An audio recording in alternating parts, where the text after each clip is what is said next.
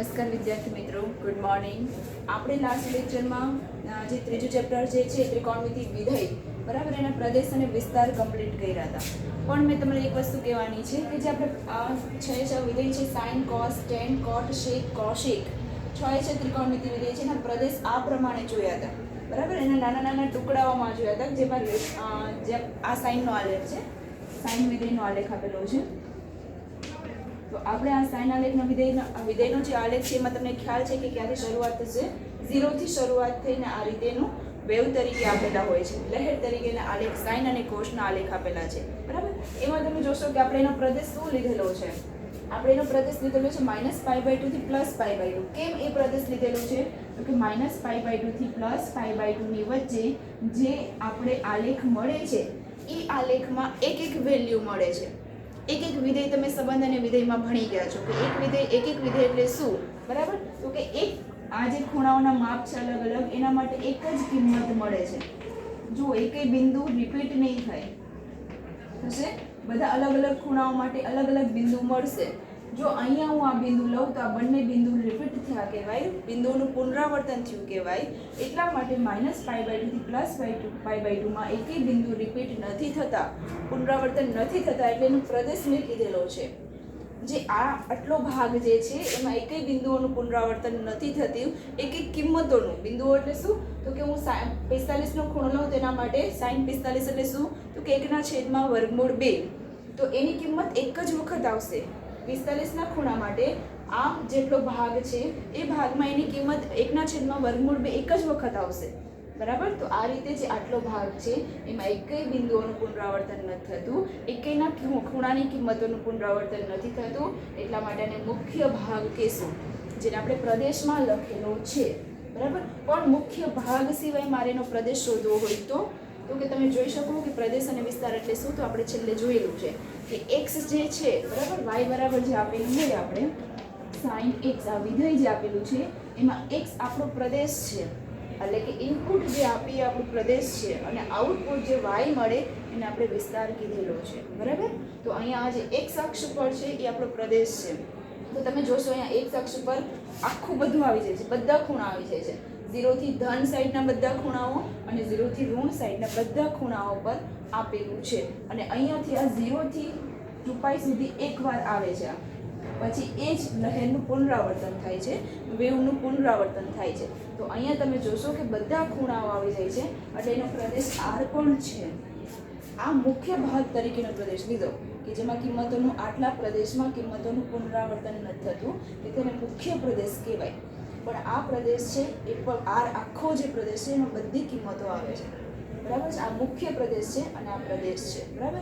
એવી જ રીતે કોસનો આલેખ તમે જોયેલો છે, એમાં x આખો કોસનો આલેખ છે એ સાઇનના આલેખ જેવો જ છે, પણ સાઇનનો આલેખ 0 થી શરૂઆત થાય છે અને કોસનો આલેખ 1 થી શરૂઆત થાય છે. આ રીતે બરાબર, આ રીતે આલેખ આપેલો છે કોનો? કોસનો આલેખ બરાબર. તો કોસનો આલેખ પણ x અક્ષ પર ફેલાયેલો છે, વિસ્તરેલો છે, તેથી એનો પ્રદેશ પણ શું થશે? R થશે બરાબર. હવે જોઈએ ટેનનો આલેખ. તમે જોશો તો ટેનનો આલેખ થોડો ઘણો તમને યાદ છે બરાબર. મેં લાસ્ટમાં શીખવાડેલું છે કે ટેનનો આલેખ કેવી રીતે મળે.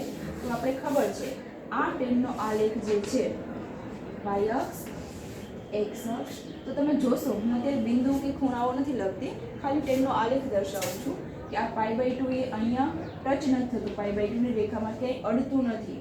અને અહીંયા પણ -π/2 એ આ અડતું નથી અહીંયા બરાબર છે, અહીંયા ટચ નથી થતું -π/2 થી +π/2 માં, અને બધી કિંમતોનું પુનરાવર્તન થાય છે.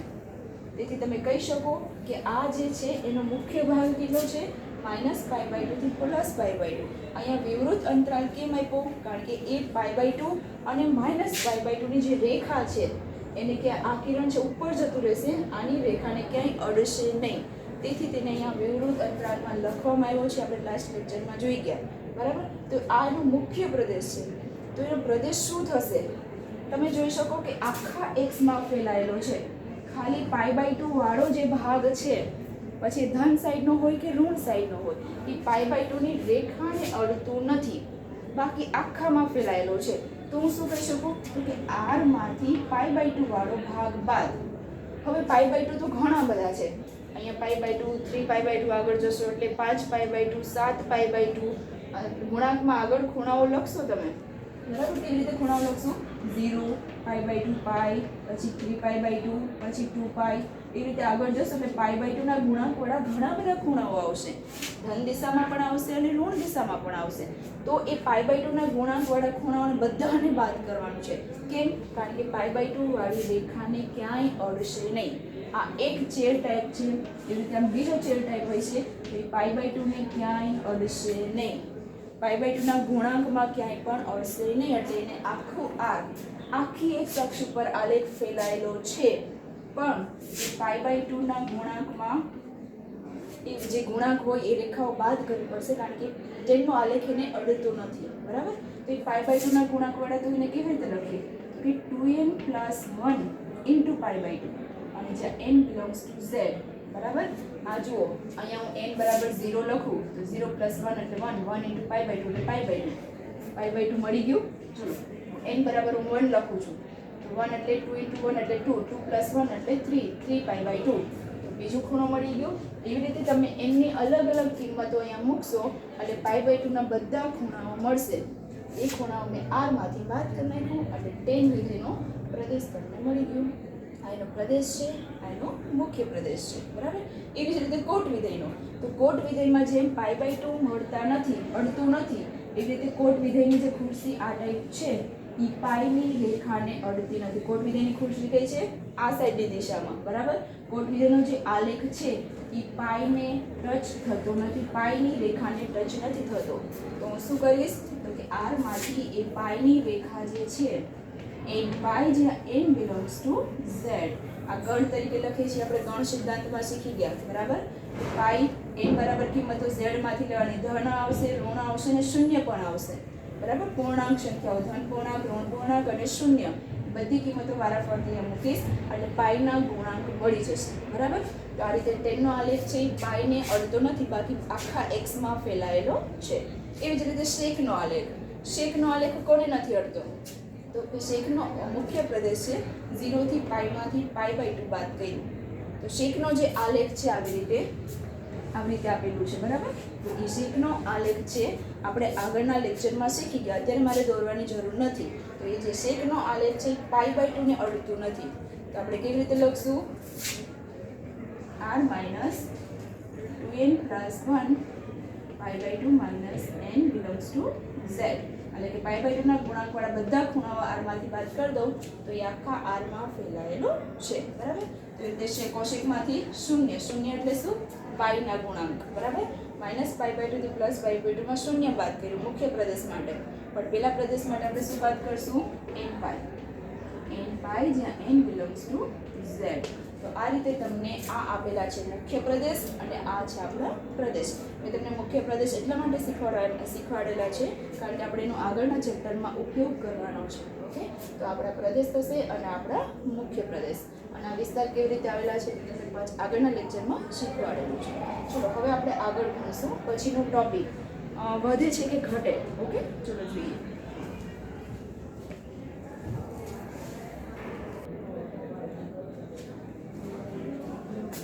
ચલો, પછીનો ટોપિક આપણે જોઈશું કે કયા ચરણમાં વિધેય વધે છે કે ઘટે.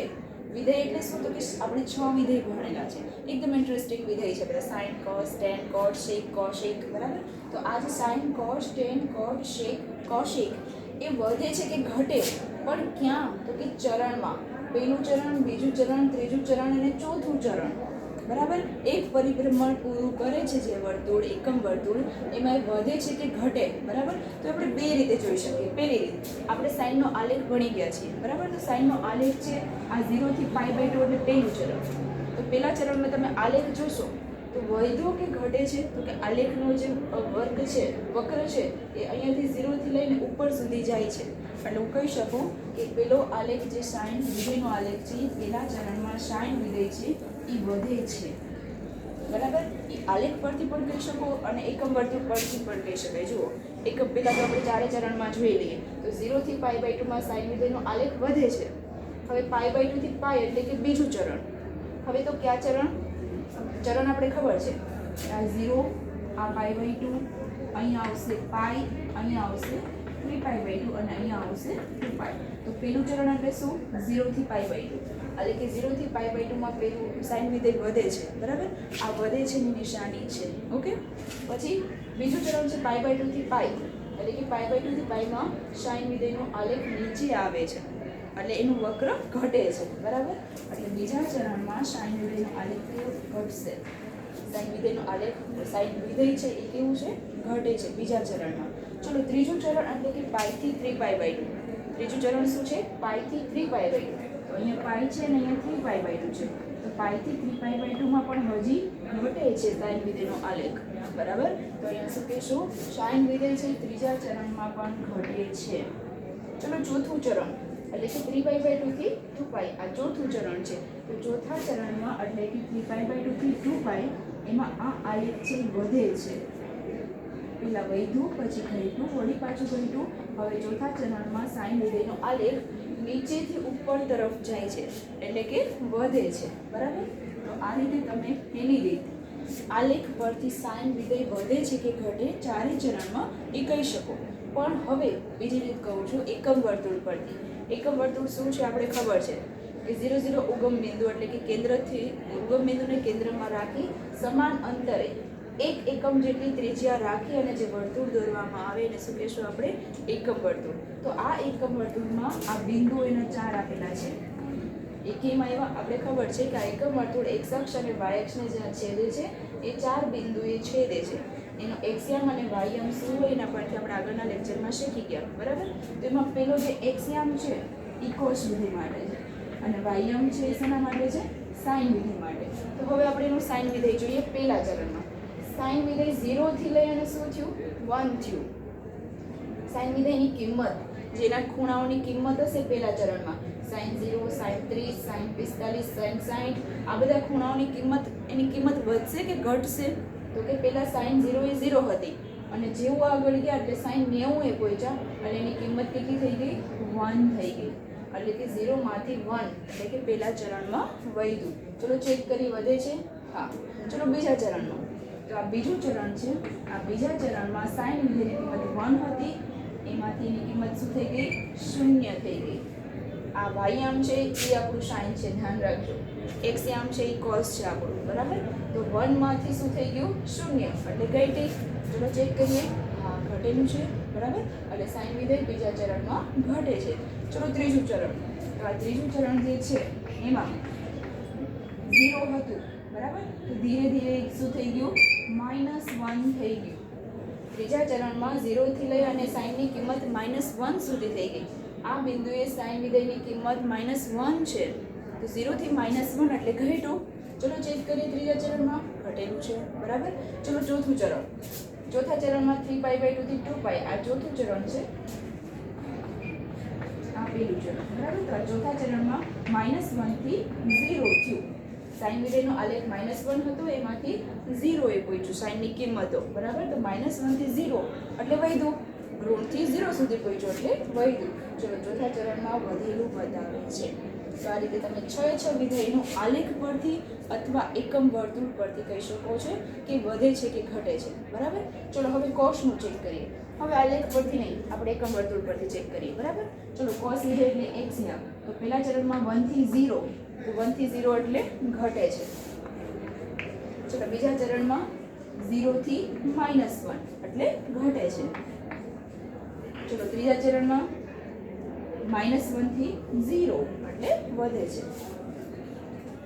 ચોથા ચરણમાં -1 થી 0 થી એક્સયામ અને 0 થી 1 એટલે કે વધે છે. તો આ રીતે તમે સાઇન અને કોસનું મળી ગયું વધે અને ઘટે. એવી જ રીતે ટેન અને કોટનું કરી શકો છો. સેક અને કોશેકનું તો ઓટોમેટિક મળી જશે. જ્યાં સાઇન વધતું હશે ત્યાં કોશેક ઘટશે. જ્યાં સાઇન વિધેય વધતું હશે ત્યાં કોશેક વિધેય ઘટશે. કેમ? કારણ કે સાઇન અને કોશેક બંને એકબીજાના વ્યસ્ત પ્રમાણમાં છે. તો આ અહીંયા પહેલા ચરણમાં વધે છે, તો કોશેક પહેલા ચરણમાં ઘટશે. સાઇન બીજા ચરણમાં ઘટે છે, તો એ બીજા ચરણમાં કોશેક વિધેય વધશે. અહીંયા આ ઘટે છે, તો અહીંયા આ વધશે. અહીંયા વધે છે, તો અહીંયા આ ઘટશે. આ મેં કોશેકનું કમ્પ્લીટ કરીને હવે શેકનું જોઈએ આપણે. શેક વિધેય પહેલા ચરણ એકોના વ્યસ્ત પ્રમાણમાં છે તો કે કોષના વ્યસ્ત પ્રમાણમાં શેપ છે તો કોષનો વધતું હશે તો અહીંયા ઘટશે, ત્યાં ઘટતું હશે તો અહીંયા વધશે. ચલો કોષ વિધેય અહીંયા ઘટે છે તો અહીંયા શું થશે? વધશે. અહીંયા ઘટે છે તો અહીંયા વધશે, અહીંયા વધે તો અહીંયા ઘટે, અહીંયા વધે તો અહીંયા ઘટે છે. બરાબર.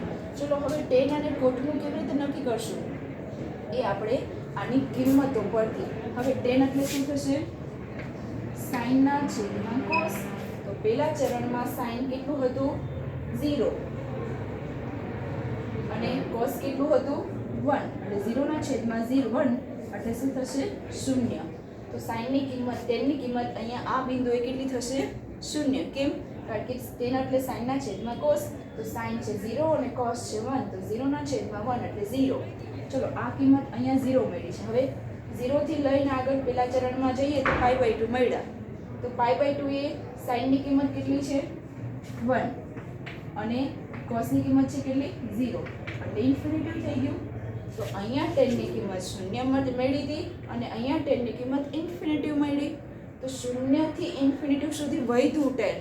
બરાબર. 0 1 2 3 4 5 અપ ટુ ઇન્ફિનિટી, અનંત સુધી. તો ટેનની કિંમત પહેલા ચરણમાં વધે છે. બરાબર. ચલો બીજા ચરણ માટે જોઈએ.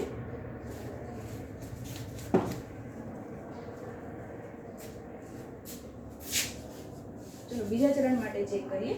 π/2 થી π સુધી. બરાબર. તો ચલો π/2 એ શું છે? તો કે sin 1 છે અને cos શું છે? 0 એટલે ઇન્ફિનિટી. બરાબર. ચલો હવે અહીંયા શું છે? 0 sin છે અને cos છે -1 છે એટલે માઇનસ ઇન્ફિનિટી. બરાબર. તો અહીંયા તમે જોશો તો તમને પ્લસ ઇન્ફિનિટી મળ્યું. અહીંયા તમે જોશો તો માઇનસ ઇન્ફિનિટી નહીં થાય, 0 ના છેદમાં -1 છે એટલે શું થશે? 0. તો ઇન્ફિનિટી થી 0. હવે ઇન્ફિનિટી થી તો 0 ક્યારેય હોય નહીં. બરાબર છે. એ 0 થી ઇન્ફિનિટી જ હશે. એટલે તમારે આ વસ્તુ આના પરથી કરો અથવા તમે ડાયરેક્ટ યાદ રાખો. ઓકે. તો એવું ડાયરેક્ટ યાદ રાખશો તો ટેન વિધેયનો આલેખ છે 4 ચરણમાં વધે છે. ટેક્સ્ટ બુકમાં સરસ તમને ટેબલ આપેલું છે. આનો તમે આ રીતે હવે ટેન અને કોટમાં શીખવાની, એમાં વ્યવસ્થિત એકદમ તમે એકમ વર્તુળ પરથી પણ જોઈ શકો છો અને તમે ટેનના આલેખ પરથી પણ જોઈ શકો છો કે ક્યાં વધે છે અને ક્યાં ઘટે છે. તો ટેન છે 4 ચરણમાં વધશે. હવે 4 ચરણમાં જો ટેન વધતું હોય તો કોટ ક્યાં જશે? 4 ચરણમાં ઘટશે. બરાબર. તો તમારે યાદ રાખવાનું છે કે 6 વિધેય છે એ 4 ચરણમાં વધે છે કે ઘટે. આલેખ પરથી યાદ રાખવું હોય તો પણ છૂટ છે અને જો તમારે એકમ વર્તુળ પરથી યાદ રાખવું હોય તો પણ છૂટ છે. બરાબર. પણ તમને આની જરૂર પડવાની છે. ક્યાં? તો કે 12મા ધોરણમાં કે કયું વિધેય કયા ચરણમાં વધે છે અને ઘટે છે. બરાબર. ચલો પછીનો ટોપિક આના પરથી આપણે જોશું. જોઈએ.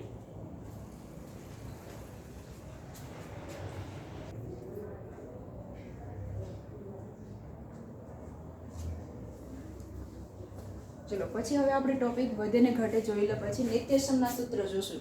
બરાબર. આજે આપણે થિયરી પૂરી કરશું ને એના પરથી આપણે દાખલાઓ જોશું. કારણ કે આ બધી થિયરી છે એના નાની જરૂરિયાત પડવાની છે દાખલામાં. બરાબર. દાખલો ગણશું ત્યાં વચ્ચે પ્લસ માઇનસ ચેક કરું, ધન ઋણ ચેક કરું, વધે ઘટે બધેની જરૂર પડવાની છે. એટલા માટે આપણે હવે જોશું નિત્યસમ સૂત્ર. થોડાક સૂત્ર આપેલા છે એની સાબિતી છે, કદાચ તમે 10મા ધોરણમાં ભણી ગયા હો. અહીંયા બહુ બધી મોટી સાબિતી આપેલી છે, આપણે જોવાની જરૂર નથી. બરાબર. તો આપણે પેલું સૂત્ર છે સાઇન અને કોસને લગતું. તો આપણે જોશું પેલું સૂત્ર શું આપેલું છે? Sine square theta. અહીંયા હું જ્યાં જોઉં ત્યાં થીટા જ લઉં છું. બરાબર. તમે એક્સ વાય ઝેડ કોઈ પણ ચલ લઈ શકો છો, યુ વી ડબલ્યુ કોઈ પણ ચલ લઈ શકો છો. અહીંયા પણ મેં થીટા એટલા માટે લીધું કારણ કે મોસ્ટ ઓફ અહીંયા જે સૂત્ર આપેલા હશે અથવા તમને શોધવાનું કીધું હશે 11મા ધોરણમાં કે 12મા ધોરણમાં થીટાનો વધારે ઉપયોગ થવાનો છે. બરાબર. એટલા માટે હું થીટા ચલ સાઈન વિધેયની બાજુમાં કોઈ પણ ખૂણો તો રાખવાનો છે, કોઈ પણ ચલ લઈ શકો ખૂણા તરીકે. તો અહીંયા હું વધારે પડતું થીટા જ લઈશ. બરાબર. તો sine square theta plus cos square theta is equal to 1. આ પેલું નિત્યસમ છે. બરાબર છે. એ ત્રિકોણમિતિના એકમ વર્તુળનો ઉપયોગ કરીને પાયથાગોરસના પ્રમેયનો ઉપયોગ કરી અને એની સાબિતી પરથી ડિસાઇડ થયું છે કે sine square theta plus cos square theta is equal two તમને શું મળે છે? 1 મળે છે. જુઓ સાઇન છે ને સૌથી વધારે પડતું વિધેય યુઝ થશે ને પેલા સ્ટાર્ટિંગમાં તો સાઇન વિધેય થશે. પછી સાઇન થશે એટલે ઓટોમેટિક કોસ થવાનો છે કારણ કે સાઇન અને કોસ બંને જોડે જ હશે. હવે સાઇનનો વ્યસ્ત પ્રમાણ કોસ છે એ ઉપયોગ થશે કોસનો વ્યસ્ત પ્રમાણ કોટ છે એનો કોસનો વ્યસ્ત પ્રમાણ શેક વિધેય છે તો એનો પણ ઉપયોગ થશે અને ટેન કોટનો પણ થવાનો છે બરાબર. એટલે સૌથી વધારે ઉપયોગ થશે ને તો સાઇન વિધેયનો થશે, કારણ કે સાઇન પરથી બીજા વિધેયો આવેલા છે. સાઇન કોસનો તો થવાનો જ છે વધારે પડતો ઉપયોગ બરાબર. એટલે પેલું વિધેય છે, પેલું સૂત્ર છે sine square theta plus cos square theta is equal to 1. Okay, હવે મને ક્યારેક મારે જરૂર પડી સાઇન સ્ક્વેર થીટાની જરૂર પડી તો હું સાઇન સ્ક્વેર થીટાને કરતા બનાવું તો 1 ના 1 કોસ સ્ક્વેર પેલી સાઈડ જાય એટલે શું થઈ જશે? માઇનસ થઈ જશે, એટલે કે 1 માઇનસ કોસ સ્ક્વેર થીટા. તો આ બીજું સૂત્ર બની ગયું. ક્યારેક મારે જરૂર પડી કે સાઇન સ્ક્વેર થીટા જોઈએ છીએ તો હું શું કરીશ? કોસ સ્ક્વેર થીટાને 1 ની પેલી સાઈડ જવા દઈશ એટલે માઇનસ થઈ જશે. તો કોસ સ્ક્વેર થીટા આપેલું હોય છે એના પરથી મને સાઇન સ્ક્વેર થીટા મળી જશે બરાબર. તો અહીંયા પેલું સૂત્ર છે sine square plus cos square theta is equal to 1. એના પરથી બીજું સૂત્ર બન્યું sine square theta is equal to 1 minus cos square theta. આના પરથી હું ત્રીજું સૂત્ર પણ બનાવી શકું છું. શું? તો કે કોસ સ્ક્વેર થીટાને કરતા બનાવું તો 1 માઇનસ સાઇન સ્ક્વેર થીટા. તો આ ત્રીજું સૂત્ર પણ બની ગયું છે. આ સૂત્રમાંથી મેં પહેલાં સાઇન સ્ક્વેરને કરતા બનાવ્યા, પછી કોસ સ્ક્વેરને કરતા બનાવ્યા, એ કરતા બનાવી અને બીજા બે સૂત્ર મેં મેળવ્યા. આ ત્રણ સૂત્રનો ઉપયોગ થશે, વધારે પડતો આનો ઉપયોગ થશે. એના પરથી ક્યારેક સાઇન થીટા શોધવાની જરૂર પડી તો આપણે બીજું સૂત્ર બનાવેલું છે, ક્યારેક કોસ થીટા શોધવાની જરૂર પડી તો આપણે ત્રીજું સૂત્ર બનાવેલું છે બરાબર. ચલો હવે આના પરથી આપણું મેઇન સૂત્ર છે, એના પરથી મેં બે સૂત્ર બનાવ્યા. ચલો હવે પછીનું મેઇન સૂત્ર છે sec square theta minus ten square theta બરાબર ઇઝ ઇક્વલ ટુ 1. અહીંયા પ્લસ હતા, સાઇન ને કોસ બંને જોડાયેલા છે, શેક અને ટેન બંને જોડાયેલા છે, અને પાછળ વધ્યા કોશેક અને કોટ એ બંને જોડાયેલા છે. અહીંયા એકમાં જ પ્લસ આવશે. હવે બધા પછીના સૂત્રમાં શું આવશે? અહીંયા વચ્ચે માઇનસ આવશે. ઓકે, તો આ સૂત્ર પરથી તમે આ બે સૂત્ર બનાવી શકો છો. હવે આ આપણું મેઇન સૂત્ર છે sec square theta minus ten square theta is equal to 1 બરાબર. હવે પછીનું સૂત્ર આના પરથી તમે બનાવી શકો. ચલો મારે સેક સ્ક્વેર થીટાની જરૂર પડી તો એને કરતા બનાવું છું. તો આ ટેન સ્ક્વેર ક્યાં જશે? બરાબરની પેલી સાઈડ. તો બરાબરની પેલી સાઈડ તો 1 છે, માઇનસ બરાબરની પેલી સાઈડ જશે એટલે શું થઈ ગયા? પ્લસ થઈ ગયા બરાબર. એટલે sec square theta is equal to 1 plus tan square theta બરાબર.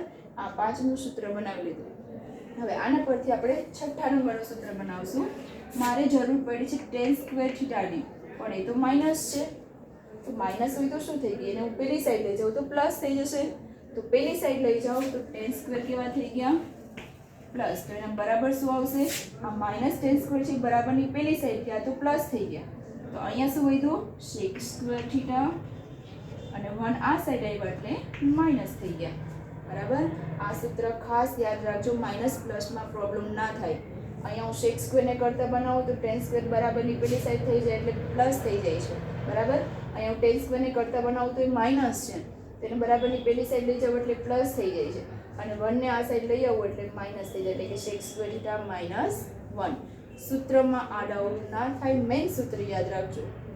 એના પરથી તમે બીજા બે પાછળના બનાવી શકો છો કરતા બનાવીને બરાબર. એટલે મેઇન સૂત્ર યાદ રાખજો sec square theta minus ten square theta is equal to 1. ચલો હવે પછી સાતમું સૂત્ર આપણું છેલ્લું, cosec square theta minus cot square theta is equal to 1. Cosec square theta minus cot square theta. આ બંને સૂત્રમાં માઇનસ આવે છે, જ્યારે પહેલા નિત્યસમમાં પ્લસ આવે છે, અને નિત્યસમના સૂત્ર કહેવામાં આવે છે બરાબર. નિત્યસમ એટલે કે મુખ્ય સૂત્ર કહેવામાં આવે. આના પરથી હવે પછી બીજાનું સૂત્ર આવશે બરાબર. આનો ઉપયોગ કરીને શોધવામાં આવ્યા છે, અને આ જે સૂત્ર છે ત્રણ મેઇન એટલે નિત્યસમના સૂત્ર કહેવામાં આવે છે બરાબર. તો પહેલા સૂત્રમાં પ્લસ આવશે, બીજામાં શેક આગળ અને માઇનસ આવશે, પછી ત્રીજામાં કોશેક આગળ અને માઇનસ આવશે બરાબર. ચલો હવે આને કરતા બનાવીને બીજા બે સૂત્રનો ઉપયોગ કરશું આપણે. ચલો ક્યારેક કોશેકનો ઉપયોગ શોધવાની જરૂર પડી તો હું કોશેકને કરતા બનાવું છું, કોશેક સ્ક્વેરને. તો કોટ સ્ક્વેર બરાબરની પેલી સાઈડ જશે એટલે પ્લસ થઈ જશે, એટલે 1 પ્લસ કોટ સ્ક્વેર થીટા બરાબર. ચલો હવે કોટ સ્ક્વેરની જરૂર પડી કરતા બનાવવા માટે બરાબર. આ શોધવાનું છે તો હું કરતા બનાવું છું. તો માઇનસ કોટ સ્ક્વેર બરાબરની પેલી સાઈડ જાય તો શું થઈ જાય? માઇનસ છે, પ્લસ થઈ જાય. તો વધે શું બરાબરની આ સાઈડ? એક તો cos x સ્ક્વેર વધ્યું અને 1 આ સાઈડ આવ્યું એટલે માઇનસ થઈ ગયું, બરાબર. તો આ રીતે તમે 3 મેઇન સૂત્રનો ઉપયોગ કરી અને પછીના સૂત્ર બનાવી શકો છો. અને આ 3 એ 3 અથવા કહી શકાય 9 મેઇન 3 સૂત્ર અથવા 9 એ 9 સૂત્ર, કારણ કે 3 ઉપરથી પછીના 2 સૂત્ર બનાવવામાં આવ્યા. તો આ 3 એ 3 મેઇન સૂત્ર અથવા 9 એ 9 સૂત્ર તમારે યાદ રાખવાના છે. અને આ સૂત્ર પરથી આપણે સ્વાધ્યાય 3.2 ગણવાનું છે. એટલે જો આ સૂત્ર યાદ હશે તો જ તમને દાખલાઓ આવડશે, નહીં તો દાખલાઓ તમે કરી નહીં શકો, બરાબર. અને અત્યારથી જો તમને કંટાળો આવશે સાઇન કોસ ટેન કોટ સમજવામાં, તો 12મા ધોરણમાં જ્યારે સાઇન કોસ આવશે ત્યારે તમે શું કરશો? એટલે અત્યારથી જ જો ઇન્ટરેસ્ટિંગ બનાવવું હોય તો તમારી ટ્રીકથી અથવા આ ટ્રીકથી પેલું બીજું અને ત્રીજું ત્રણેય સૂત્ર એકદમ કડોકર કરી નાખો. ગમે ત્યારે તમને પૂછ્યા નિત્યસમના સૂત્ર આવડવા જોઈએ, બરાબર. તો આ કમ્પ્લીટ કરી નાખો અને એના પરથી આપણે પછીના 2 સૂત્ર આરામથી બનાવી શકીએ. જ્યારે જરૂર પડે ત્યારે આરામથી આ બનાવી શકો છો. નીચેના યાદ ના રાખો તો કંઈ નહીં, અને જો ડાયરેક્ટ યાદ રાખવા હોય તો પણ છૂટ છે કરતા બનાવીને, બરાબર. ચલો હવે પછીના 2 વિરોધી સંખ્યા માટેના સૂત્ર છે. આ તો યાદ રાખવાના જ છે. હવે છેલ્લા જે સૂત્ર છે એ જોઈ લઈએ, એના પરથી આપણે દાખલાઓ કરી શકીએ, બરાબર. ઓકે,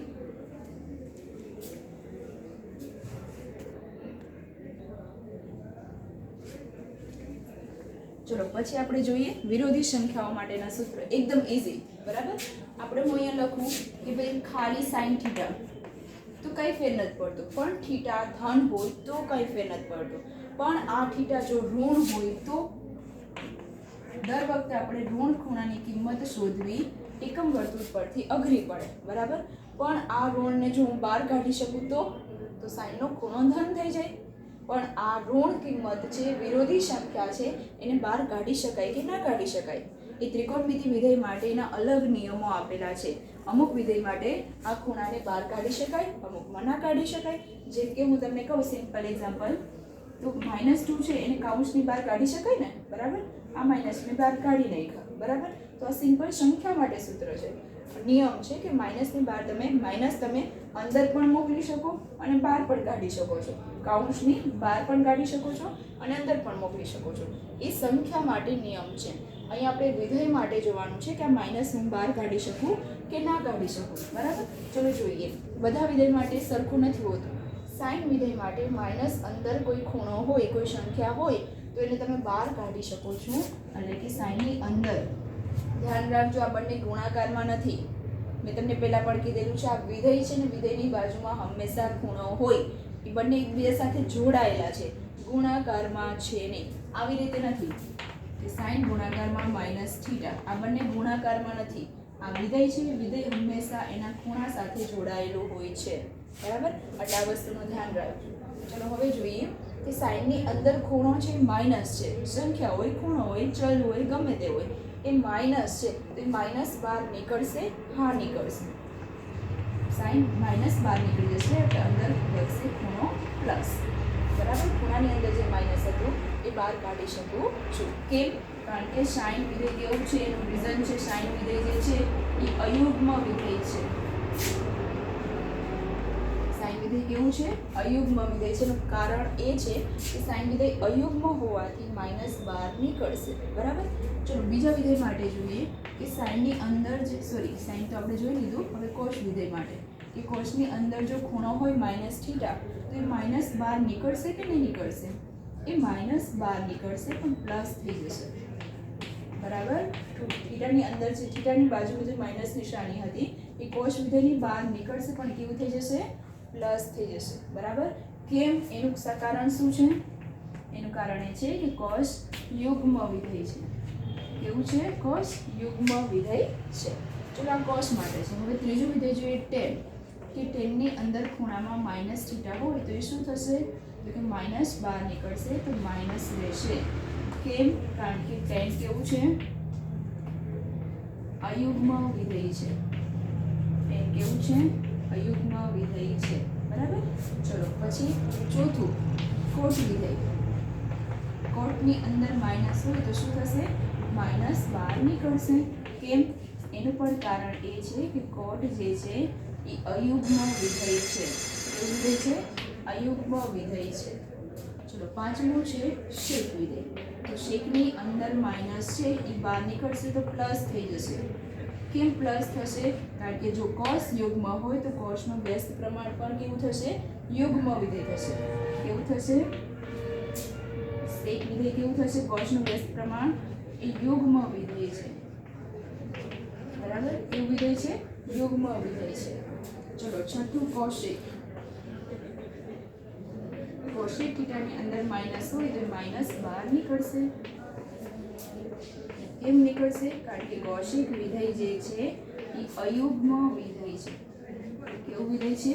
અયુગ્મ વિધેય છે. એટલે તમારે ખાલી એ જ યાદ રાખવાનું છે કે કોશ વિધેય અને શેક વિધેય યુગ્મ વિધેય હોવાથી એની અંદરની સંખ્યા, ખૂણો અથવા કોઈ ચલ પદ માઇનસ હોય તો બહાર નીકળીને પ્લસ થઈ જશે.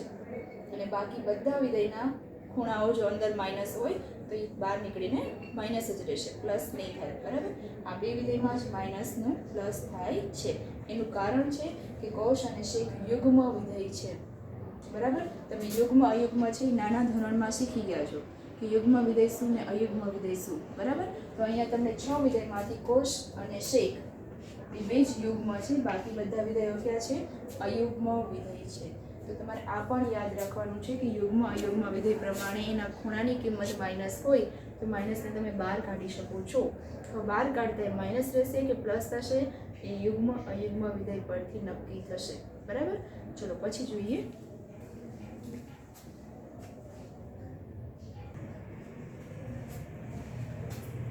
ચલો આપણે હવે પછી જે ટોપિક છે પછી જોશું. ઓકે? તો આજનું હોમવર્ક છે કે આપણે હવે પછી આના પરથી દાખલાઓ જોવાના છે. તો એ દાખલાઓ માટે અત્યાર સુધીની જે 2 લેક્ચરની અથવા 3 લેક્ચરની 2 લેક્ચરની કદાચ છે એ થિયરી બધી કમ્પ્લીટ કરી નાખવાની છે. કારણ કે એ થિયરી આવડશે તો જ દાખલાઓ આવડશે. અને ખાસ કરીને આજે જે તમને નિત્યસમના સૂત્ર, વિરોધી સંખ્યાના સૂત્ર અને વ્યસ્ત સંખ્યાના સૂત્ર, ક્યાં નિત્યસમના સૂત્ર વિરોધી સંખ્યા માટે અને વ્યસ્ત સંખ્યા માટે આ 3 સૂત્ર યાદ ખાસ હોવા જોઈએ, કારણ કે આના પરથી જ દાખલાઓ કરવાના છે. ઓકે? ચલો, થેન્ક યુ.